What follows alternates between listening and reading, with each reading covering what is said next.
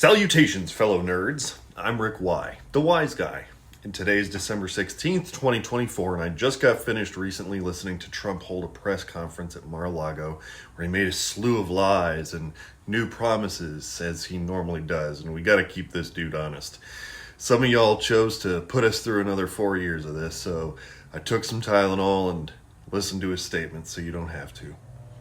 Sometimes it takes a fine-tooth comb to pick through the lice and eggs intertwined between his words. So if you dig news, history, and Americana, hit that like and subscribe button.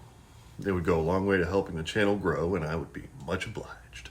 Trump opened his presser by introducing founder and CEO of an investment managing firm called SoftBank out of Japan.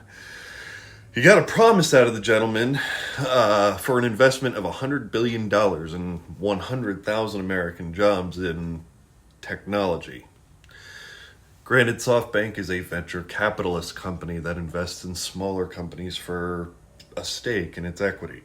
What this means for companies is that a foreign entity can come in and take over a founder's stake in a company here. After gaining control, they cut costs and implement rules that can pressure small businesses into making poor long-term decisions for short-term profit. Many startup founders regret investing with venture capitalists, although they do have a benefit from time to time. I have my doubts whether it will be creating 100,000 jobs. Pardon my biases, but whenever someone presents a venture capitalist, my hackles rise. Folks like them aren't as concerned with growth and research and development as they are concerned with exploiting small companies to get rich off of personally. Given how complimentary he was of Donald Trump personally and his only newfound confidence in investing in the United States, it kind of also gives me pause. Let's hope he and his business negotiation prove me wrong. The press conference continued by reminding us that all he can speak on when it comes to the war in Ukraine is hyperbole and nonsense. At one point, saying something along the lines of, the only thing that stops a bullet is a human body, which is horrible. Then he repeated how neither he nor anybody else has seen anything like this war, which in all fairness to him, that is true when you consider none of history leading up to this point. He even detailed how flat the land was in Ukraine.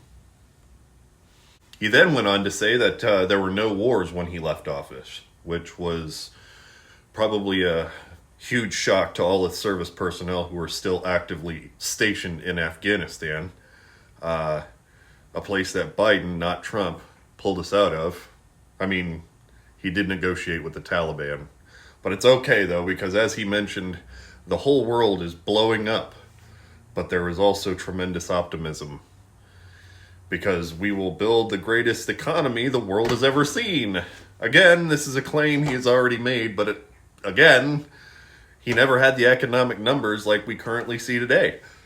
He's outright lying when he says that the economy was great under his watch. It wasn't. In fact, he carried out a trade war using tariffs, which destroyed farms across the United States. Some that were owned and operated for generations had to shut their doors for good because of those losses. But then he went to go on about some batshit rule where if you apply a new regulation to an industry, they'll first need to cut 10 other regulations. Yeah, regulations are put in place to keep workers and consumers safe. They aren't some kind of retaliatory punishment for arbitrary red tape. Recently, a good example of this, Boar's Head factories across the United States had to close and fire their workers because of a lack of appropriate regulation, which led to disgusting work environments and listeria outbreaks. Anyone who tries to demonize regulations is just taking full advantage of a society where they can go to work without the fear of dying in order to make it more cost efficient for the company. The meatpacking and processing industry alone stands as a monumental success for business regulations. A few other fun things we don't have to worry about because of government regulations. Cholera, trichinosis, a nasty little condition called pleuropneumonia, and bovine tuberculosis. No worker in their right mind should be concerned about cutting regulations. This is something that only benefits the employer and never the employee. Unless, of course, you want, I don't know, increased finger content in your sausages. Another small, interesting little tidbit that came out of this statement is where he started really going after those who work at home and not in offices.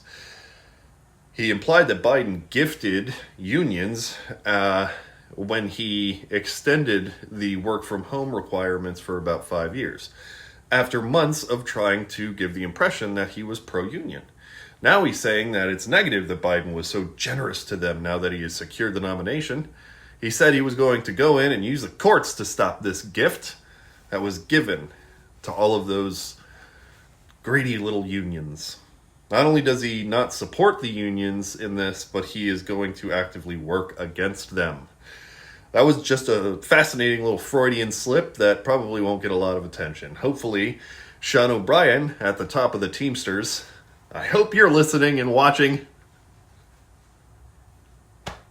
But then after droning on and on and on about his big beautiful wall and all the money that it's going to cost, he stated that we are about to unleash American energy. This will be done at levels not seen before, he went on, which doesn't make any sense because we're currently breaking record numbers when it comes to domestic oil production. The idea that we are either low on oil or that prices are going to just drop if he chooses to open up beautiful parts of this country to destruction and even more oil production, then I've got a bridge to sell you.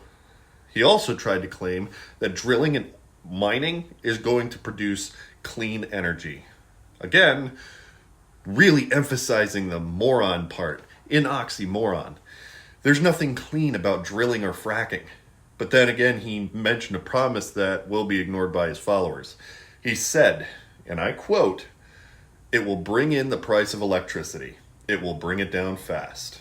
So you heard it here, folks. Trump promises to bring down the cost of electricity and bring it down fast, which is convenient since he has recently gone back on being able to drop grocery prices. But hey, what's a new promise to be broken in exchange for an already broken one? He continued by repeating the words, clean coal, clean coal. That's not a thing. There is no clean coal. All coal-fired machinery actively produces some of the most unhealthy air conditions in the entire energy sector. The words clean coal were created by coal companies to manipulate you. Imagine covering your car in dog shit and then driving around bragging about how clean your car was. He even ended the whole thing by admitting that he just uses the words clean coal interchangeably with the term coal, if that tells you anything at all. But here's a real nice promise that he went on to give, the other one of many that will be ignored. He promised that everyone, families, workers, businesses, they're all going to receive these big old tax cuts.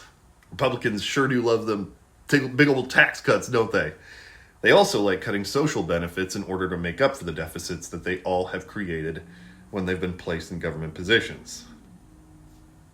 But hey, maybe Trump of all people will be different and really help us poor folk. Maybe get as rich as he is one day. He also said he has had the smartest people on Wall Street call him and say, "Where did he get that idea?" Which I'm going to chime in here. Ain't got the sense God gave a goose. Wall Street has thrived on people lowering taxes, destroying regulations, and creating the worst environments for the working American for the cheapest prices. Whenever Trump acts like he has some kind of novel idea that brilliant folks are just stunned in disbelief by, immediately call it out. If you want to know if there's more shit coming out of his mouth than the seams of his depends, it's when he prefaces some idea that he thinks he came up with that blew away subject matter experts. But then he told a stupendous anecdote about the inventor of a paperclip, and it had me enthralled. "This orator spoketh hence. It's like the paperclip. Nobody ever thought of it. One guy thought of it. Everybody looked at it. And they said, 'Wow.'" And that's why he's going to lower taxes while simultaneously implementing across-the-board tariffs. After this artful masterpiece of wordcraft, he actually said something rather in passing that earned my attention. He said that anyone who invests $1 billion or more in the United States will be given eligibility for, quote, expedited permits, including environmental approvals. He's selling off American land for developers and tycoons who will just wave enough money in his face. He just said it out loud. He then went on to start blasting Detroit again, and that's the game. He quickly admits a fire hydrant of lunacy so we don't catch him on any of it.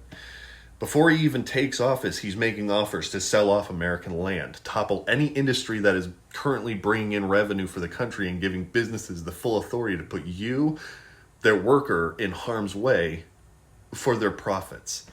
But again, a lot of this won't be caught or discussed unless we all stay informed, stay engaged, and stay decent. If you feel like the world could use more progressive voices, feel free to share my content. The only way forward is together, and I can't do it without your help. So I appreciate your viewership and your continued support. It truly means more to me than you could ever know. Until next time, peace.